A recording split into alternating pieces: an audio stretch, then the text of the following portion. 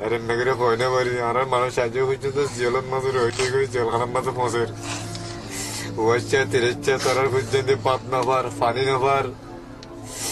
Hacı fonları basa salı zulümün banara sandin hava yacu. At the end of a jetty on the coast of Bangladesh, the sound of misery rises up above the wind and the waves. 140 men and boys have been caught by the Coast Guard. They're Muslims from neighbouring Burma, and they're pleading and praying for their lives. "Oh Allah, save us," they cry. But the officers aren't listening. After weeks of violence in northwest Burma, members of the Muslim minority, called the Rohingya, are trying to flee. But no one wants them. An officer takes photos. His colleagues hand out water and a packet of rice. And then they order the group back out to sea.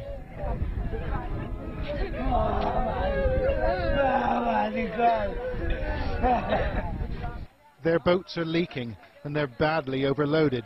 But it's not the voyage these men fear most. It's returning to Burma. "They'll kill me," says this man. An officer from the Coast Guard replies, "Allah will save you. Now go back." In Burma's Rakhine state, the fires have been burning for weeks. Homes have been razed and lives taken by hate-filled mobs. Ethnic Buddhists and the minority Muslims blame each other for the violence, but the facts are hard to come by. International NGOs have pulled their staff out, too dangerous, they say, while Burma's government won't let independent observers in. Right now, the situation we're looking at right now on the ground is it's very, very difficult to get an accurate picture of what's actually going on. Information is scarce, but our camera team found people willing to talk. Rohingya refugees who'd made the crossing to Bangladesh, avoiding army patrols and the Coast Guard too. Some are hiding in farmers' shacks, and others have been taken in by sympathetic locals. Our team spoke to one traumatized family not far from the coast. They told us they had suffered greatly in Burma. My sisters, brothers and other relatives were burnt alive. They burnt my own children. We couldn't bear it anymore, so we came to Bangladesh. The Coast Guard turned us back 3 times, and we floated at sea for 4 days and 4 nights. And then we managed to sneak in. 3 of our children were burnt to death in Burma. Another 2 died in the boat getting here. Like other Rohingya refugees, members of this family told us that policemen and members of the military in Burma took sides, participating in attacks on Muslims.